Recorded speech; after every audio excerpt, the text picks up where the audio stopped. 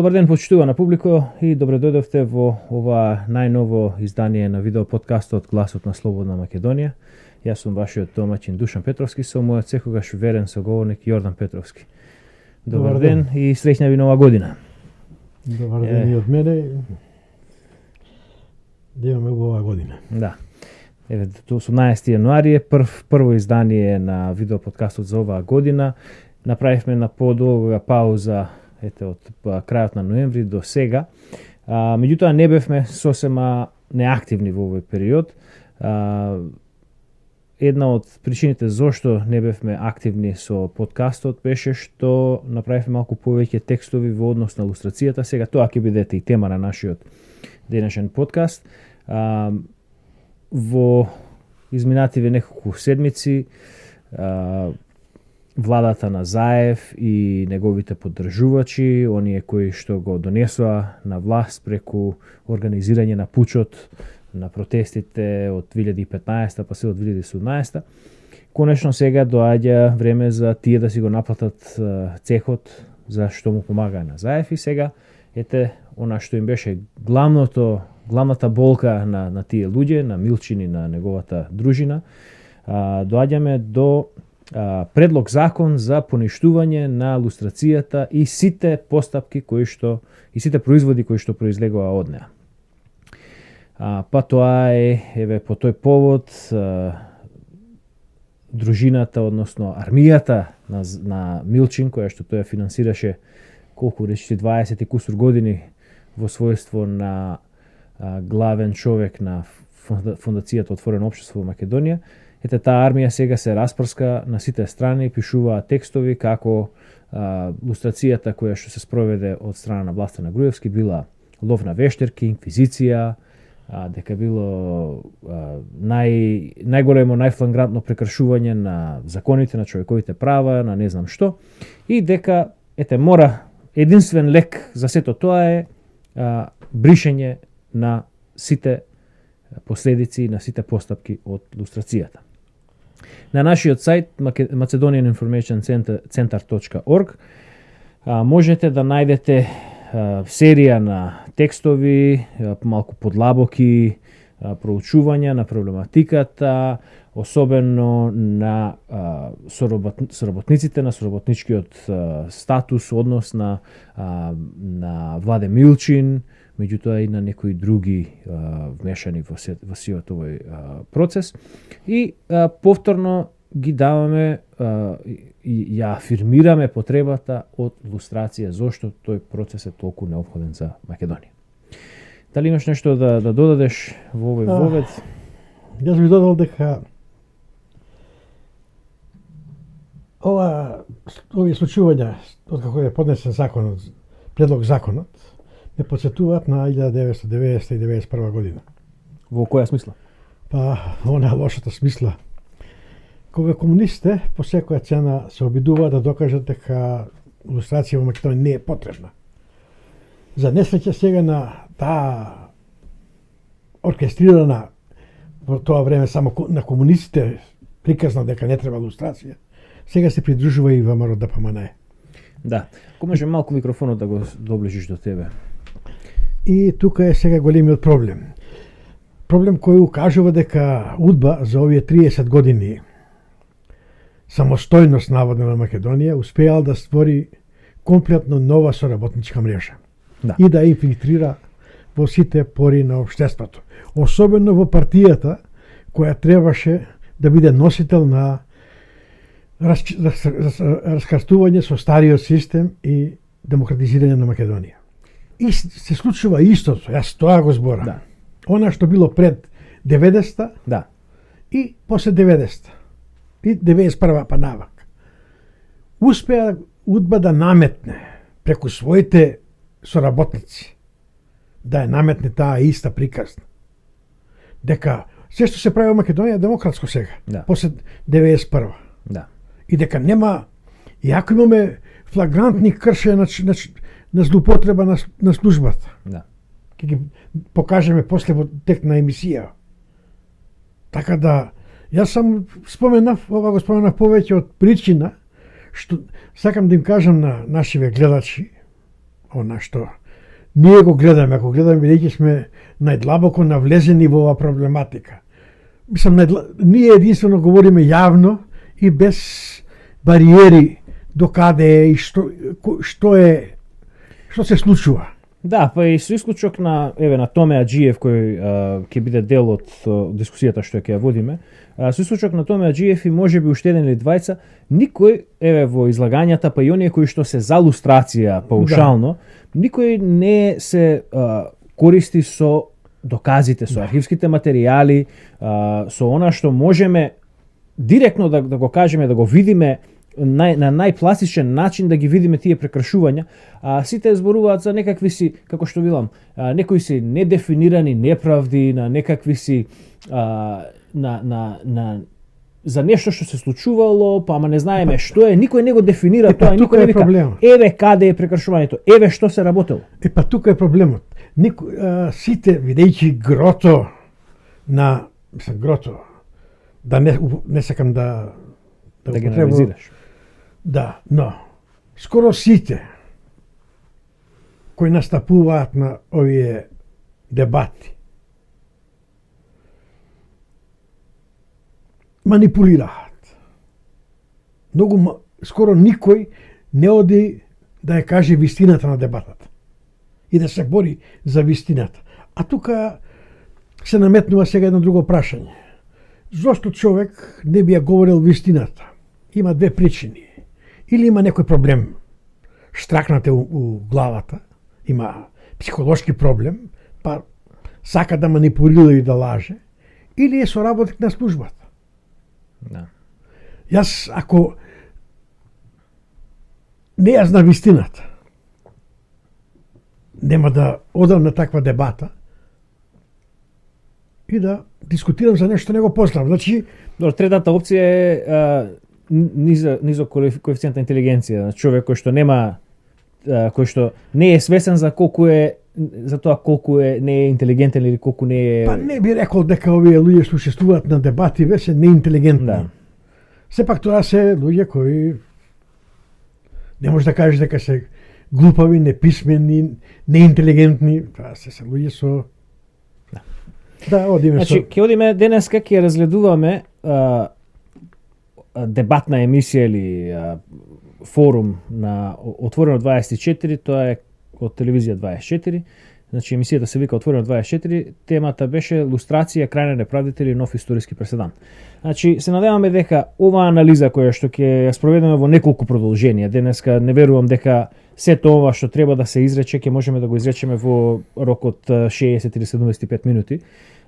Така што ќе има неколку продолженија, не знаеме како ќе бидат и колку ќе биде должина, меѓутоа, значи со ова што ќе го направиме со оваа серија на подкасти и серијата на текстови која што ја направивме во изминативе 2 до 3 седмици, тоа се овие серија на текстови дали соработниците на логодвачите на УДБА ќе бидат по втор пат ќе бидат наградени за своите злодела, па имаме текстови тука околу кој зошто се плаши од лустрацијата.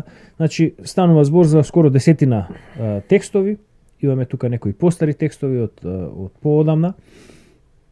Се надеваме дека со овие неколку трудови, дека ќе успееме да ја офатиме целокупната лустрација, целокупната дискусија за лустрација, зошто има потреба лустрација, што беше добро за лустрацијата која што се спроведе од власта на Груевски, што беше недостаток на таа лустрација и каде треба да се оди понатаму.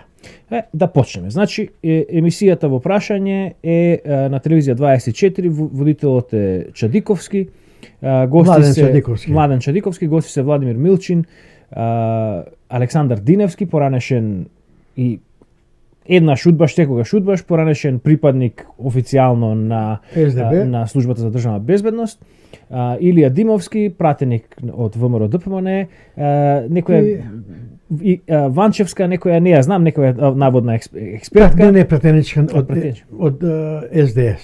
Горед.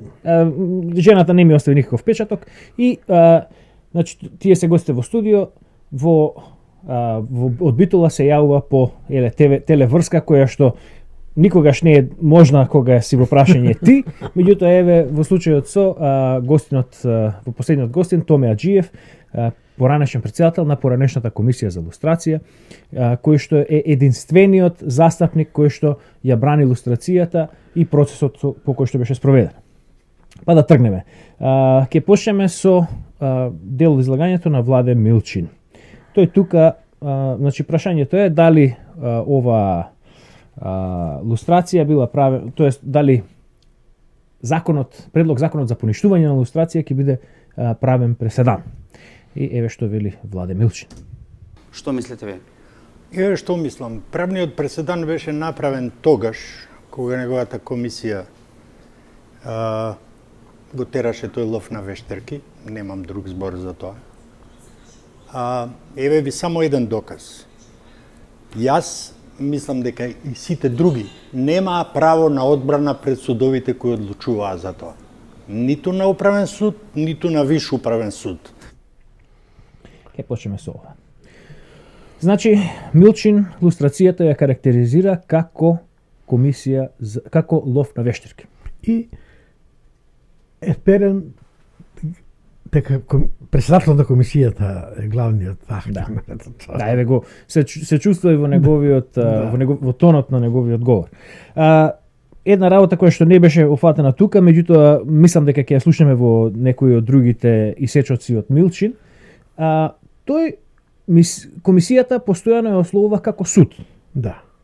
Да почнеме, значи Да, од тоа да го разјасниме. Да. Значи тој подоцна во излагањето ќе рече дека на лустрираните им било судено дека биле кодоши.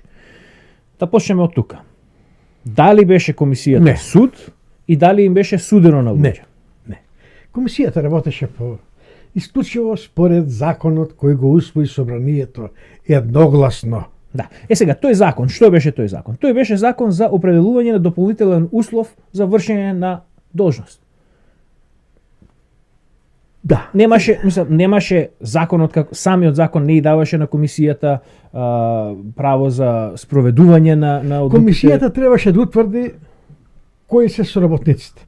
Кој соработувал со служба, со органите на државната безбедност и кој биле налогодавачите, корисниците на информации. Тоа беше работата на комисијата, за да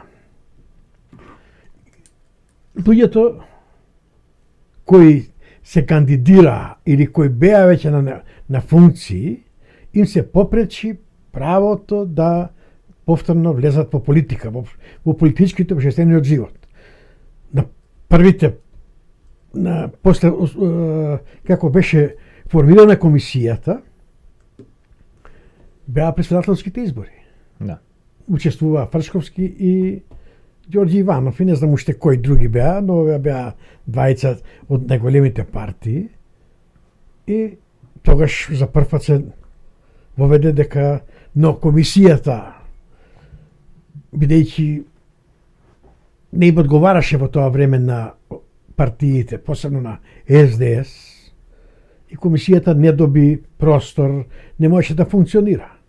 Фрчковски не смееше да помине на нисфилтрот на комисијата за лустрација како кандидат на СДС. Меѓутоа, токму тука се покажува импотентноста на комисијата. Да. Значи, комисијата не носеше правосилни одлуки и за парични или за затворски казни. Да. Комисијата само одредуваше услов дали е задоволен или незадоволен. Исклучиво што пише во досијата. Да, сега, значи еве имавме прилика да ги видиме забите, да ја видиме моќта на комисијата за лустрација, тогаш со Фрчковски. Иако комисијата донесе решение, донесе одлука дека... Ама после донесе, не тогаш, не првото, донесе после 3 години. Ова беше 2009 година. Не ли донесе тогаш комисијата решение? Не го не разгледуваше. Значи, затоа што немаше ниту просторија каде да Јас ја поднесов иницијативата. Да. Беше Даути, председател беше на комисијата. Да. Успеав да разговарам еднаш или два пати со него по телефон. Ми рече дека немаат просторија и дека не може да ги разгледуваат иницијативите. Да. Сега, Милчин во текот на емисијата И им препорачувам на луѓето да ја гледаат емисијата, зашто нема да ние многу малку моменти ќе извадиме од неа. Меѓутоа Милчин во текот на комисијата, тоест во текот на емисијата, комисијата ја споредува со инквизицијата. Инквизицијата била се моќна. Да. Оваа комисија за лустрација не можела да дојде до простории каде би можела да одреди дали еден од малкумината председатели, тројца, четири кандидати за председател на републиката, дали еден од тие личности ги задоволува условите да може да се кандидира. Значи толку била моќна таа инквизиција. И јас пратив документи. Значи доволно било да побараат од СДБ или од архивот неколку досиеа после 91 година и да видат дека Фршковски ги потпишувал решенијата и крај. Да. Сега, каква инквизиција, ако сме контактирале без проблем со комисијата за лустрација, кој посакал може да се јави? Било кој може, значи ќе дојде тоа во некаде во емисијата се споменува, не знам дали ние ќе го обележиме тој дел. Меѓутоа, ете се зборува како некој нарачувал, беше Милошевски. Да, овој викаше Милчин дека Милошевски се јавувал на комисијата и нарачувал обработки, нарачувал разгледување.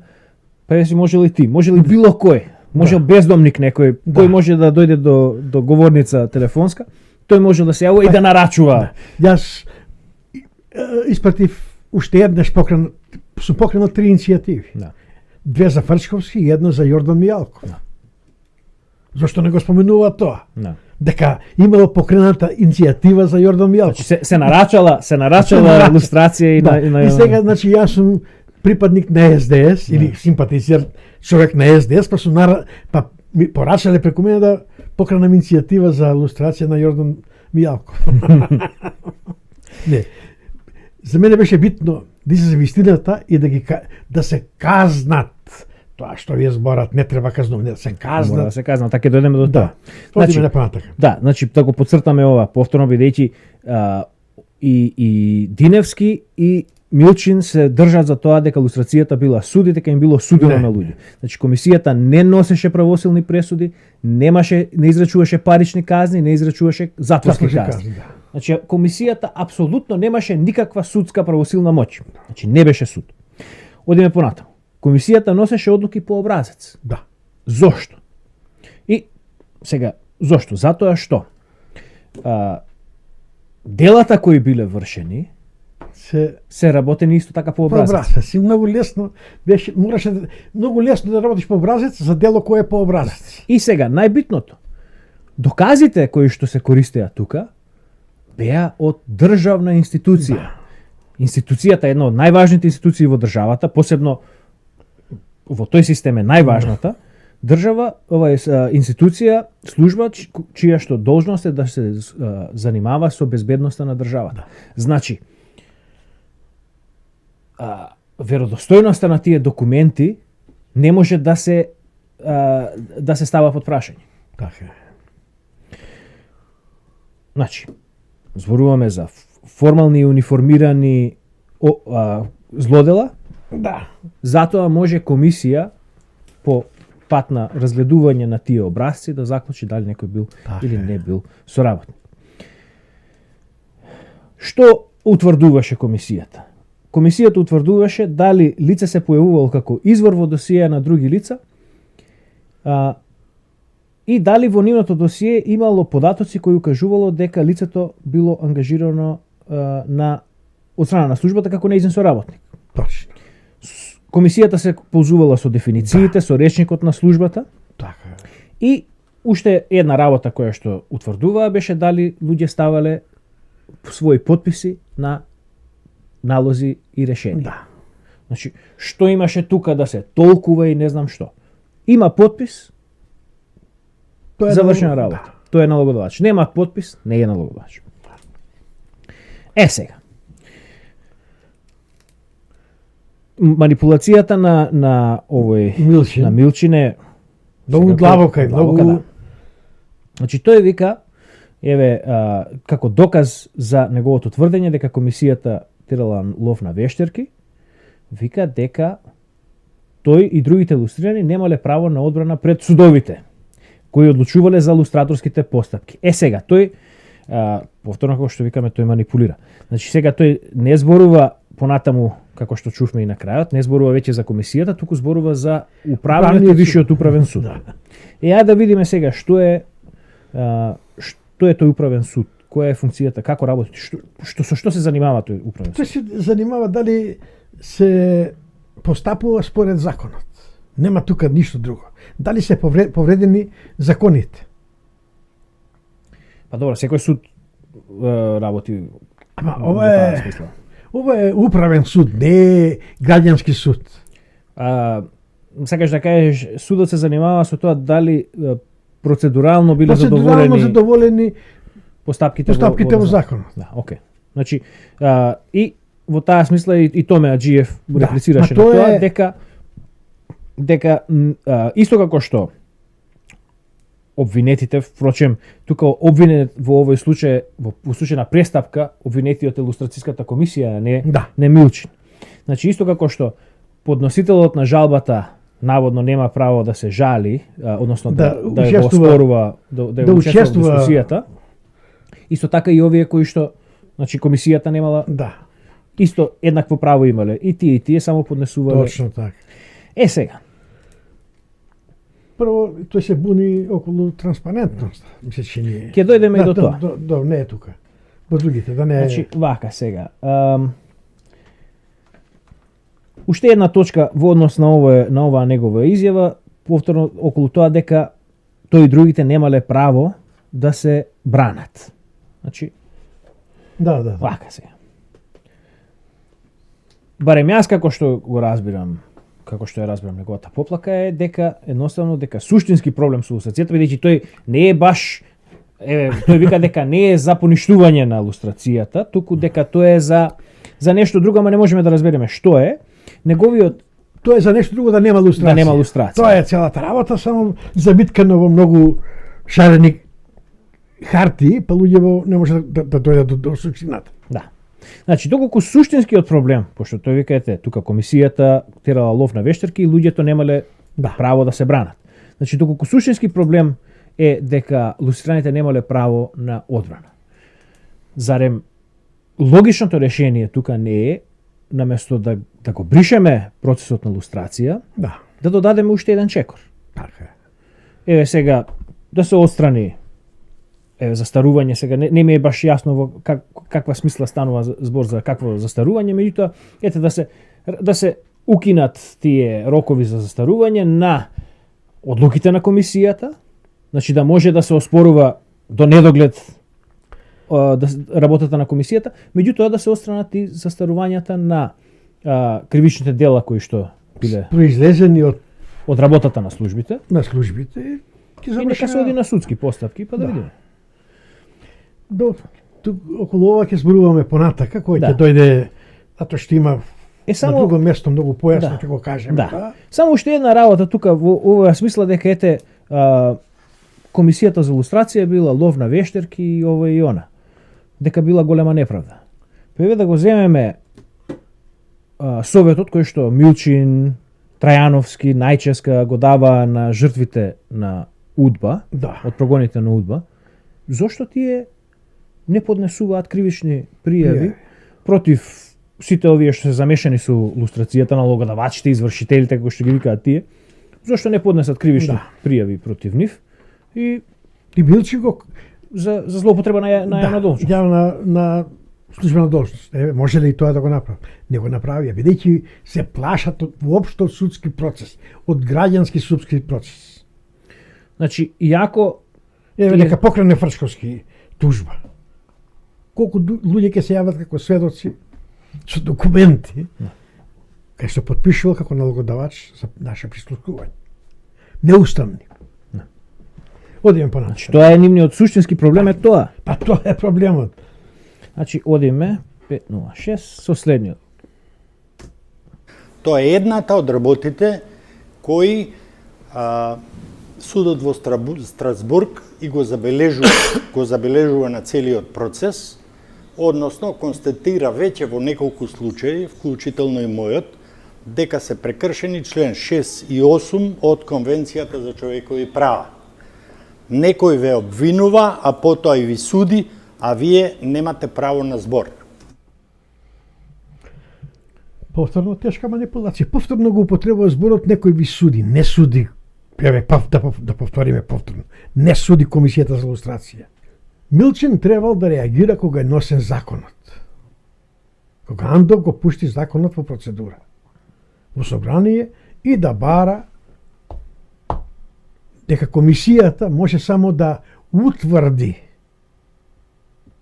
како што направи комисијава.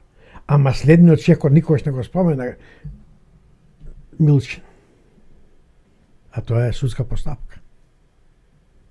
За сите кои ќе ги пронајде Комисијата за лустрација во досиеата, како соработници, како налогодавачи, како корисници на услуги, како извршители.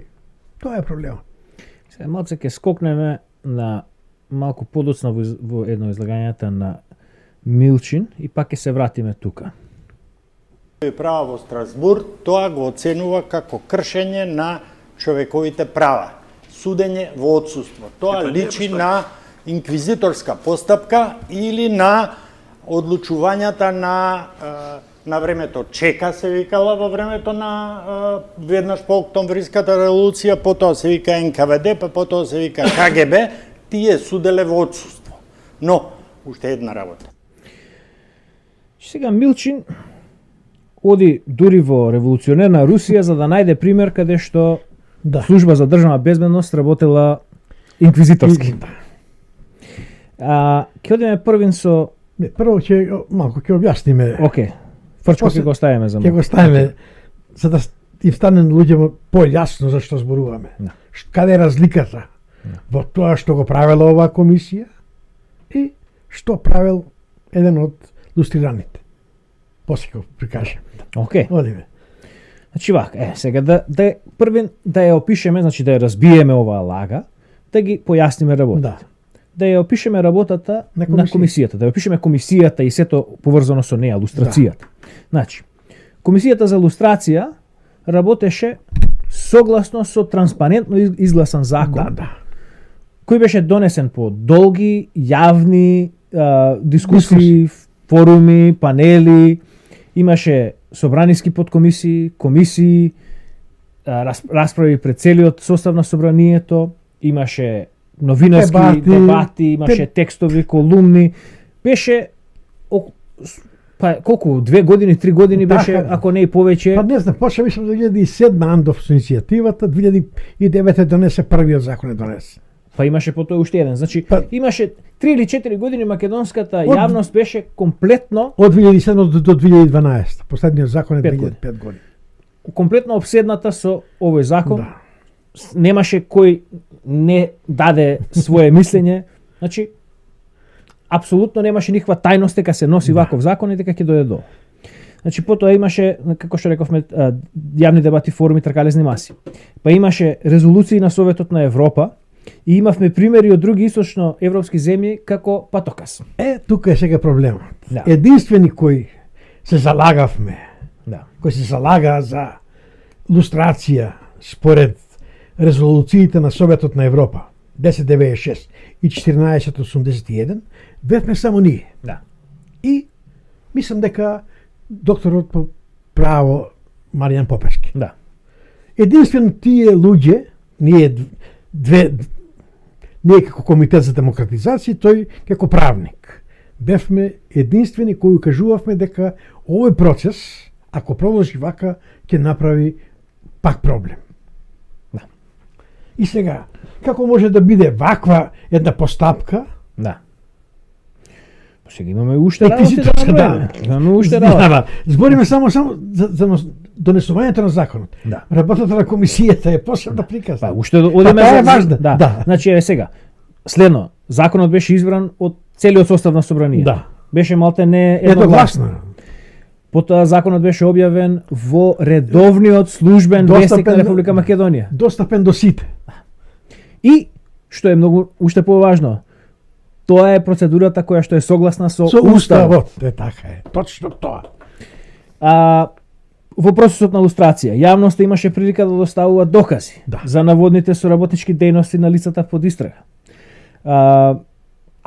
Во таа смисла, штом јавноста имала прилика да изнесува докази, Значи била во текст со сите работи. Била тогаш и обвинетите биле во текст со и работите. комисијата работела транспарентно. Тоа е цела работа. Комисијата секој кога беше обработуван се знаеше, никој не беше тајно обработуван, него туку се дава известија дека ете денеска или сега оваа недела обработуваме таа и таа личност.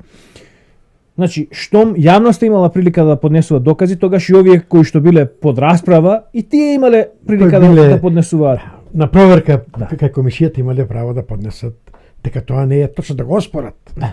Значи, Да кажат дека досието нивно е фалсификувано по кое работи службата и да приложат оригинално дека не биле тие тоа. Кај? Ако не го спореле досието нивно, што бараат тие тогаш? Како може да кажат дека тоа не е точно што е напишано во досието? Сега, што има тука во оваа транспарентна дејност и во сето ова транспарентно, во оваа транспарентна процедура, што има тука што наликува на чека или на инквизиција? Нема ништо. Нема Има ништо. само во умот на Милчи за да створи една слика дека се работи за прогон, нарачен прогон, исклучиво на него, бидејќи тој бил директор на фондацијата Сорос и заради тоа што имал лична замерка со Груевски. Што не е точно. Ние, сакам да подсетам на гледачите, да ги слушате нашиве, да ги подсетам дека ние 2011 година напишавме писмо до господинот Сорос и му го испративме во обид да му укажеме дека Владе Милчин со неговата фондација работи против лустрацијата во Македонија. Тогаш разбравме големата слика кој го води Сорос, фондацијата Сорос на просторот на бивша Југославија. И тоа е една многу битна работа која сме пишувале и изборувале за неа неколку пати, но не знам колку допрела до ушите на многу луѓе. Директорката на фондацијата Сорос во Њујорк беше една од водачите на студентските протести 68 година, Бека Вучо. Директорката на фондацијата во Србија беше Лихт, Сонја Лихт, исто една од водачите на студентските протести 68. Во Босна беше исто така, мислам, учесник по протестот од 68. Значи, целиот состав, целото водство на фондацијата на просторот на бивша Југославија беа луѓе од 68 година. Сега, после ќе дојдеме дека наводно Милчин, тоа ќе го стави, зборува дека тој во досието е прогонуван како 68-маш. Да. Значи, ова е награда за неговата дејност тогаш. Една интересна работа што само ќе ја спомнам вака, а ќе треба да направам малку посериозна емисија за ова прашање. Филозофијата на Сорос. Да. Веќе тој се смета себе си за пропаднат филозоф. Во неговите помлади години тој се обидувал да пишува книги и да направи некоја филозофија за уредувањето на светот. Интересно е што филозофијата на Џорџ Сорос во многу аспекти се совпаѓа речиси комплетно со филозофијата на Титова Југославија. Особено кога се во прашање надворешната политика и обврските на богатите држави кон сиромашните држави. Само за толку за тоа. Сега да покажеме што значи држава која попречува Фрчко. Сега одиме први со Фрчко. Ама да го објасниме што треба да видат. Да правиме споредба. Да. Меѓу ова што го говори Милчин за комисијата дека била инквизиторска, дека била како ЧЕКа, како НКВД, ништо не било транспарентно. Еве да видите што значи нетранспарентно работење. Во времето кога наводно немало прогон, така барем сите се изјаснија учесници на емисијава, па и Илија Димовски од ВМРО ДПМН. Фрчко Слушајте убаво. од емисија од пред неколку години, исто така на 2000 24. На 2013 година, 2012, неколку дена после илустрирањето на Фрчковски емисијата. Странски разузнавачки служби, а тоа се тие во најголем дел со Бугарија, во најголем дел. Дел се за тероризам, оружје при поделба на Македонија, евентуали за поделба на Македонија, се двајца албанци од нив, и некои од нив кои биле на српски ги немаат ставено, инаку можеле да, морам да ви кажам, дека можеле илјадници случаи, не 15, 1015 случаи да изведат. Професоре, Илјадници случаи, дали сега тој сугерира дека тој потпишувал илјадници решенија, па тие илјадници решенија можеле да се Јас да се не искористат можам во неговата илустрација? Јас не можам инаку да го разберам, бидејќи се работи исклучиво за негова илустрација, Да. за докази за 15 досиеа кои ги употребува комисијата за да докаже дека тој е налогодавач, потписник на неуставните решенија за прислушкување. И тој вели дека имало такви илјадници, па 1015 можеле да извлечат, да донесат. Ама сите ќе имале потпис негов. Така да самиот Фрчковски признава дека се работи за масивно следење. За една... И сега да напоменеме, тој дека е министер за внатрешни работи во периодот на наводната демократизација на Македонија. Од 92 од септември 92 до 96 година некаде.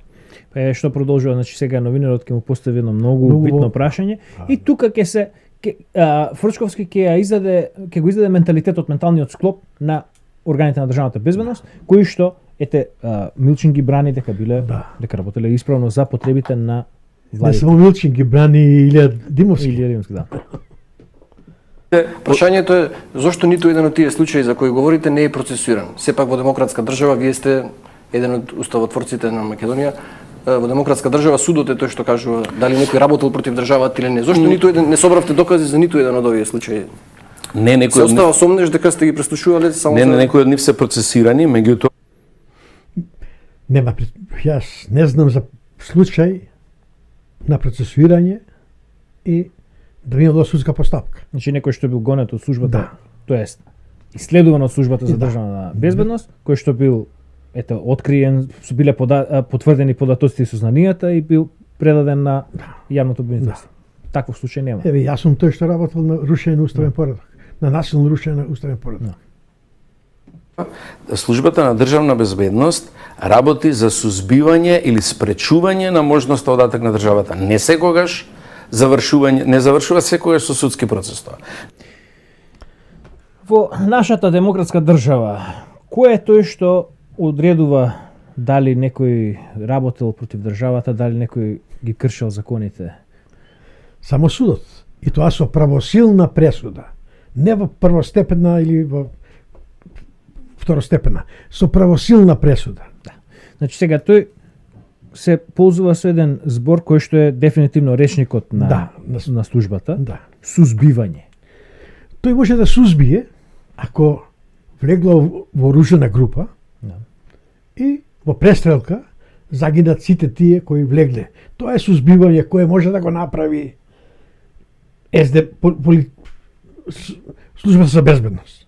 И тоа ќе биде легитимно, бидејќи но ако биле фатени тие луѓе живи или ако имале тие ќе одат на суд, судот ќе докаже дека тие луѓе се виновни или не се виновни.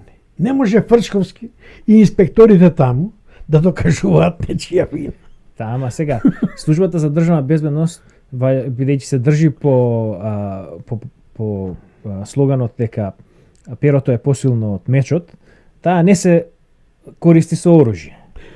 Таа не може да оди во оружена битка да се узбива група на бандити од Бугарија. Таа може само со перо со нив да се... Ама значи немало, ако веќе зборуваме за како тој што зборува имало оружје, вам илјадници. организација за оружени бунтови, значи постоеле пунктови кај се сокрива оружјето.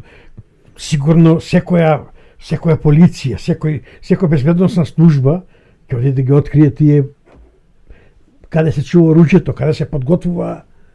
Ние не видовме еден документ. И сега ова сузбивање, повторно Да. ова е многу битен збор. Сузбивањето го сретнуваме во досиеа, во скоро сите досиеа. Значи службата работи кон, како што рече Фрчковски, кон разоткривање и сузбивање на дејностите на овие осомничени чија што цел е насилно уривање на уставниот поредок.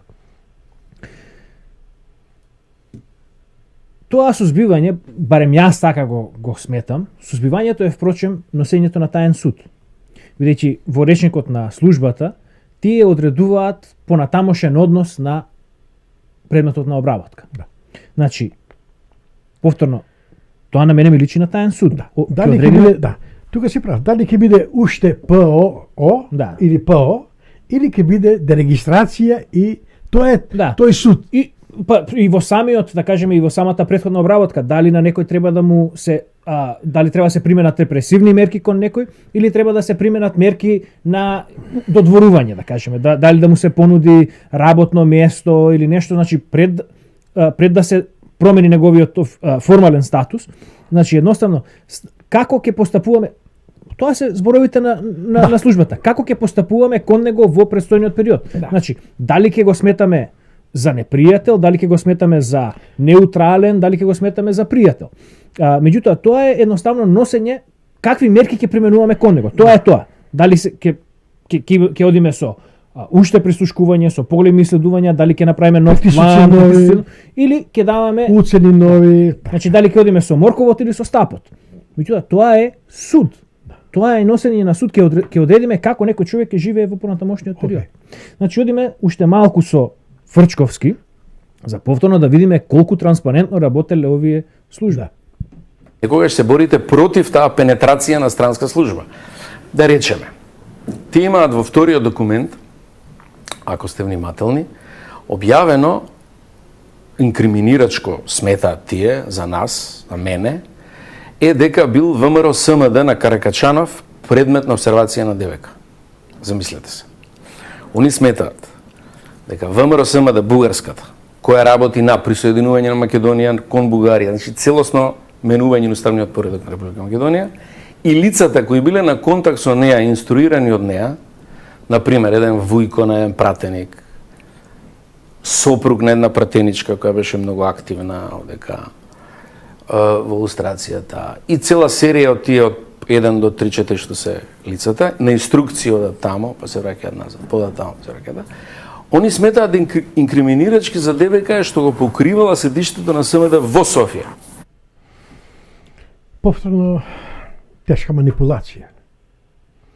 Вред, ДБК требала да го покрие, ако имала сознание дека ВМРО СМД работи против интересите на Македонија, да го покрие. И тоа е во ред. Тука нема ништо спорно. Да. Но, луѓето кои ги посочува, тие, значи, тоа су СДБ знаела кој оди таму и кој се враќа во Македонија. На секое влегување во Македонија на граница, можела да им направи претрес, да ги уапси, да ги одведе на сослушување и да ги пронеде материјалите кај нив кои се докази за нивното подготовки за насилно рушење на уставниот поредок во Македонија. Па дури и заменување на граници, за присвојување на Македонија со друга држава. Да. Зошто каде се таквите докази? Ако имал такви докази, без проблем Фрчковски ќе обезбедил налог за прислушкување легален. Секој судија ќе му дал таков налог за такво нешто, да ги прислушкува легално. Но, бидејќи се работи за измислени приказни, оделе во таму. Па што ако оделе? Што работеле таму? Чекај, случајно да не сакаш да кажеш дека имало лов на вештирки? Не, тама работа. За ваков демократ од ваков калибар како Фрчко ќе организира лов на вештирки. И тоа нема да го забележи големиот демократ Билчин, па нема шанса. А Најчевска да го остава така да работи. Не. Сега и последното од Фрчковски. Да не ве замарам повторно.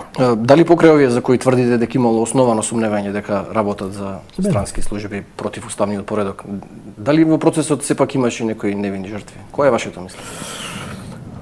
Не знам. Можам да кажам дека овие што ги навеле тие ни еден не е невин. Ни еден, апсолутно. Тоа може да го потврдат сите што биле вклучени, само јас. Ти велам била стотина луѓе. Значи, кој му е доказ? Сите оние што го работеле, што го работел тој. Да, инспекторите и соработниците. Да. Значи, мислам дека го докажавме она што сакавме да го докажеме, уште малку ќе продискутираме по ова прашање, меѓутоа еве, човек кој што ја водел службата за државна безбедност како нејзин врховен командант, како министар за внатрешни работи, го гледаме односот негов кон презумпцијата на невиност, кон придржување до уставните правилници, кон уставните регулации и едно друго. Гледаме со каква служба треба да биде лустрирана. Да. И она што не лошо, овие интервјуа, има неколку интервјуа на оваа тема. Јас имам уште едно, дадено кај она Ива од Това Нова. Никој не реагираше на овие интервјуа на Фрчковски. Никој. Ни Хелсиншки, ни еден НВО, ни еден од колегите по струка, не по другарство, него правници од факултет, не посочи дека ова е срамно за нивната фела. Ова е не смее да говори човек од правник. А уште па и професор по и професор по право. И министер. Значи, да се вратиме повторно на Милчин и неговата критика, односно неговото тврдење дека поради тоа што судот од Страсбург донел одлуки дека постапките на комисијата биле значеле прекрашување на членовите 6 и 8, односно од Европскиот како беше, Европската конвенција за човекови права, односно дека некој ве обвинува, а вие немате право на збор, дека тоа значи дека тоа е неговиот доказ дека комисијата била инквизиторска и лов на вештерки и чека. Комисијата немала законска можност да биде судија. Да. Фрчковски, иако немал законска можност да биде тоа, имал законска можност, единствена законска можност да сите случаеви кај што тој има докази да ги даде на суд. Да. Значи комисијата немала право ни тоа, да. Ни тоа право го немала да доказите кои ќе ги прибере за овие што луѓе што се биле соработници или налогодавачи. Тие се последна инстанца, значи нема каде да ги предаде каде што ќе продолжи судењето. Да. И докажувањето на вина, на виновност или невиност. Да. Значи, службата за државна безбедност, иако законски де јуре ја немала исто таа го немала правото да носи суд, фактички таа носела суд, таа била судија, таа била и судија и извршител и налогодувач. Комисијата немала нити законски, нити фактички такви можности. МВР и СДБ имале законска обврска, не можност, уставна обврска. Да. За секој кој ќе соберат докази за противуставно работење, за криминал, да поднесат кривична пријава. Да. И судот е натаму надлежен за сето тоа. Да. Сега, конкретно да ја разгледаме службата за државна безбедност, каква е нејзината транспарентност. Да погледнеме директно според законите и според сите други прописи. Значи, работата на органите на државна безбедност, кои според комисијата на извршниот совет од 66-та година. Значи, ова не го зборувам јас, ова не е мој заклучок, ова е заклучок на комисија на владата на Социјалистичка република Македонија. Дека органите на државната безбедност биле изоловани и затворени и дезинтегрирани, а нивните работи и действија биле нормирани со правилници, решенија или други нормативни акти во спротивност на Уставот и другите законски прописи. Во периодот по 1991 година, службите на државна безбедност се ползувале со закони на СФРЈ, со правилник на работа за работа на ДБК. Овие правилници и овие закони се коселе со уставните начела за неповредливост на тајноста на комуникациите, на тајноста на домот, правото на политичка определба, здружување, делување на еден куп други уставни одредби. Сега одиме уште во посериозни проблеми, процедурални проблеми да ги кажеме. Овие нормативни акти биле објавувани во каде? Во неуставен, таен службен вестник кој што не е достапен на јавноста. Самата служба делувала конспиративно, значи заговорнички, тајно, вон рамките на законот, на уставот, на се. Вон допирот на јавноста. Јавноста не знаела што се случува. Обработуваниот не знаел дека против него се води постапка. Значи си осуден си, а не знаеш дека си осуден. Не знаел какви закони или правила и прописи кршел, затоа што правилниците според кои делувала службата биле тајни. Никој не ги видел. Значи тој како може, замислете сега во ситуација, значи да живееш најнормално, да ги следиш сите закони на државата кои што мислиш дека се сите, дека ги знаеш, и одеднаш да испаѓа дека ти си во еден ден дека си направил 10 или 15 прекршоци, бидејќи имало закони за кои што не си знаел. Значи, бидејќи човекот не знаел дека прекршува закони, тој немал можност да се брани. Еве Фрчко, овде Милчин вика дека проблем со илустрацијата било што немал можност да се брани. Па каде може да се бранат тие што биле обработувани од службата? Не знаеле дека биле обработувани. А и кога знаеле, што? Каде? Да не можеле на суд да отиде да се пожалат. Значи, тој човек немал можност да се брани и покрај тоа што бил осуден на репресивни мерки. Сакал малку една, така ми дојде сега, може би е надвор од контекстот, но е многу битно за оние кои сакат малку да чепкат низ македонската историја. 66 е донесен на тој извештај од комисијата од 66, да. Нека прочепкаат кога е паднат Ранковиќ.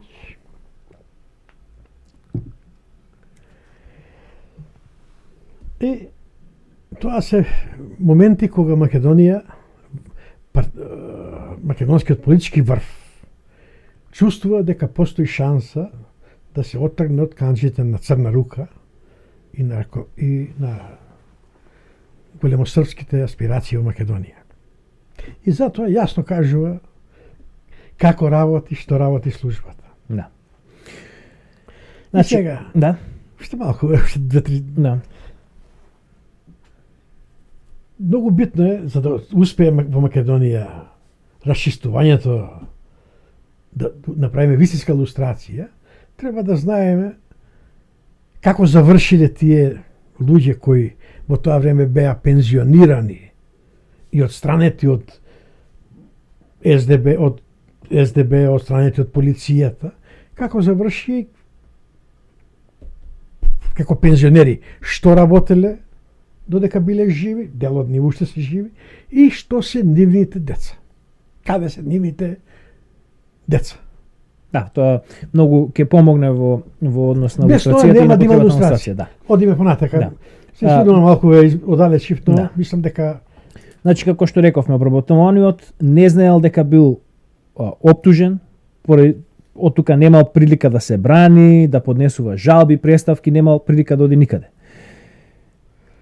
Поради конспиративната природа на работата на службите, луѓето од обкружуваниот на обработениот знаеле дека истиот е осуден. Да. Затоа што, да не се лажеме сега, секој во Македонија си знае дека УДБА е судба, дека УДБА е таа што управува и дека ако УДБА те има на нишан, дека си мртовец дека си жив мртовец. Како знаеле скоро сите дека те следи УДБА, само ти не знаеш. Да. Бидејќи со сите УДБА се обидува да ги користи како соработници од твоето положување. Да. И сега тие што не сакаат да бидат користени, се оддалечуваат по таа основа од тебе. Овие другиве знаат, ама контактираат со тебе и ти во тоа контактирање ти е чудно сега нов човек, а толку многу работи знае за тебе. Да. Меѓутоа сега, конкретно тука, знаеме од токму твоето досие, мислам дека го видовме, дека службениците им даваат ознаење на овие потенцијални соработници кои се последиците доколку тие ја разбијат конспиративност. Точно така. Сега, значи што правиме? Ти си осуден, сите овие околу тебе те знаат, Да. ти не знаеш, значи твојот углед страда и во случај каде што, например, службата не дава налог ете тебе да те отпуштат од работа или да се држат луѓето на страна од тебе, едноставно луѓето знаат дека ти си Комат сега бега од тога, нешто има поде njega мутна милиција, тој околу njega ти имаш чуга. Да, бега. Ти си заразен од болест. Да. И сега, значи не е само проблем што службата судела во отсуство, туку што целата нејзина работа е тајна и конспиративна. Тоа е тога. Значи ние сега Милчин сака да ја представи службата како комисијата како некаков си таен суд, а впрочем ние се обидуваме токму таква конспиративна тајна организација да разбие. Па еве, мај можеби не знам дали го споменува тука делот од неговата иницијатива на Уставен суд за укинување на лустрација. Да.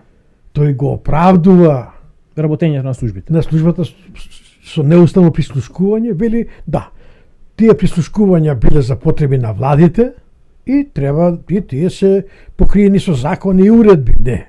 Никаде Милчин не споменува устав. Да. Уште полошо тука, еве го цитатот е на екран, тој вели вака: создавањето на Република Македонија како држава во состав на федерална држава Југославија во 1944 година, нејзиниот полувековен развој со јасни белези и атрибути на држава. Несомнено е најзначајна алка во историскиот развој на борбата на македонската современост и држава. И според тоа органите на државна безбедност и нивните соработници и информатори работеле во согласност со наведените прописи и налозите и потребите на владите. Што впрочем е иста ситуација и сега, значи признава дека и сега се случува. Да. Меѓутоа, за мене ова е многу битно. Значи, тој смета дека работата на службата за државна безбедност е неопходна за полувековниот развој на Македонија како држава со јасни атрибути на држава. Да. Значи тој го смета, Да. тоа прекршување го смета како државотворно. Да, тоа е. И тоа го покажува неговиот комунистички менталитет. Па тоа што се случи сега со промената на името. Да. Купувањето на претендиците, ослободувањето од кривичен прогон, од затвори, тоа е повисока цел. Да. Луѓето со комунистички менталитет го оправдуваа сите, па да, тоа се работи за повисока цел. Нема повисока цел. Како беше средствата Целта целта ги ги оправдува средствата. И значи да завршиме уште конечно со ова околу, бидејќи ова е многу важно. Да. Знам дека одговаруваме дека еве Да преку сат време веќе се занимаваме со еден коментар од 2-30 на секунди на Милчин, меѓутоа мора да ги разјасниме овие работи. Значи, неговата квалификација дека комисијата за лустрација била таен суд или дека самата лустрација била лов на вештарки, покажавме дека е комплетно неоснована. Законот за лустрација нити беше Нирбуршките закони, а па ниту беше интерниот правилник на службата за државна безбедност. Објавен Во таен вестник. Уште друга работа. Европа во принцип се согласува со идејата за лустрација. Впрочем, таа е нејзина идеја. Па нејзина идеја. И сите оние, значи не е на Груевски идејата што е овде и Диневски и Милчин што се Андов ја покрана идеја. И клучно тука сега, околу забелешките на Европа, на европските институции во однос на лустрацијата, тие не се принципијални. Тие се процедурални. Да. Проблем се ситници. Мали работи што некои не се незапазени, недовршени. Па мислам дека една недоволно познавање на Судот за човекови права од Страсбур на што е управен суд. Тој управен суд, барем тоа е моје мислење, а имам зошто така мислам, и тука е голема улога одиграла нашата представничка во Судот за човекови права, Трајковска ми се чини беше презимето, бидејќи недоволно објаснил дека управниот суд не суд кој се занимава со граѓански спорови. Тоа е, како што објаснивме порано и кажавме порано, нема врска така да тие не можеле да имаат право на судење. Значи, како во случајот што беше со Венецијанска комисија, токму околу нивното мислење околу лустрација, значи и овде имаме случај каде што представниците, македонските представници во тие институции ги наведуваат, ги заведуваат, ги водат овие европските експерти или ги водат во погрешен правец и од тука тие нивни забелешки, од тука и произлегуваат нивните забелешки. Меѓутоа, имавме една многу долга дискусија околу мислењето на Венецијанската комисија во однос на законот за лустрација. Кога го разгледавме детално мислењето, излезе дека речиси нема забелешка. Значи, забелешките на Европа воглавно се толкуваат така во Македонија. Тие се амплифицираат некои ситни работи, извадени од контекст, се амплифицираат и од тоа се прави нов случај. Па ева, ово е најјасен. Одека не се зборува дека управниот суд е суд кој ги оценува постапките на државното тело, дали постапило според законот. Тука нема ништо друго. Ако се исполнете условите, а Комисијата за лустрација ги исполнила, постапила според законот кој го имала, по кој е избрана и за кој била задолжена да работи, значи нема повреда нити на еден член од тој закон. И управниот суд, ако имало повреда на еден член од законот, ќе реагирал. И сега се носи во самите жалби е направена една влага. Немале, сите се жалат дека немале право, можно да сведочат. И за суд на човекови права е едно од најголемите кршења на човекови права, да немаш право на да учествуваш во процес. Едноставно немаш право на одбрана. И тоа е, ама, ако судиката Трајковска објаснила дека се работи за каков суд станува збор. За каков суд станува збор. И сега и тука и јас сум сигурен дека има и замешано и владата на Груевски.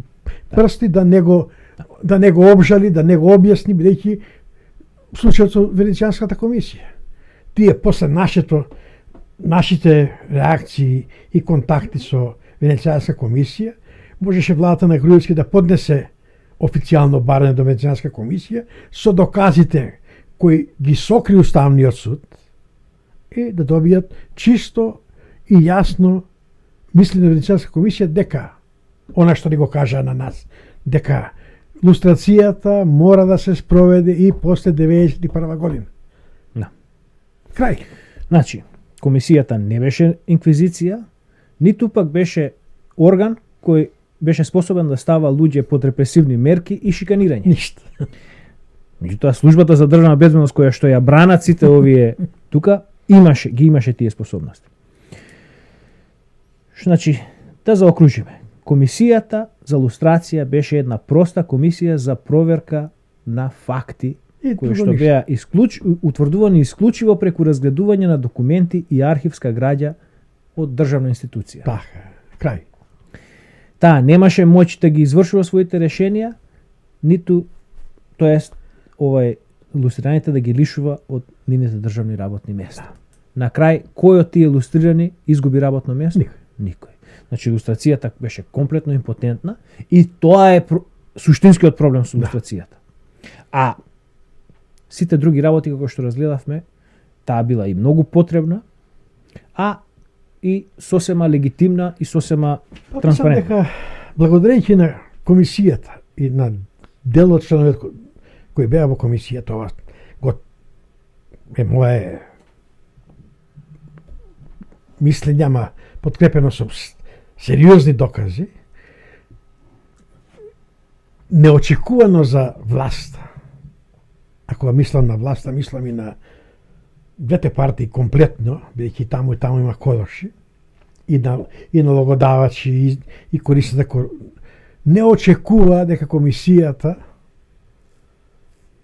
ќе чепка така сериозно и ќе обезбеди докази дека на вистина имало соработници и налогодавачи. Тие мисле дека комисијата, тоа е стара комунистичка игра, избери комисија и смета дека никогаш нема да се реши проблемот. Овдека, затоа јас на неколку луѓе им одавам големо признание што одработија вистинска работа да се почне со илустрација, да се отвори Пандорината кутија. Да. И да го видиме Милчин и оние што ја бранат, ја напаѓаат комисијата и да видиме што е вистината. Да го слушнеме Фрчковски, кога тие го бранат и кој е илустриран, да слушнеме многу работи кои, ако не беше комисијата да ги отвори, немаше кој да ги отвори. Тоа што пишував јас, што пишуваше Блажо по нешто и доктор Попевски, Маријан Попевски и Јанко Бачев, беше недоволно да ја задвижи јавноста, да ја возбуди јавноста, да ја укаже каде е проблемот. Сега сами си наметна алчните лустрирани, си направија проблем.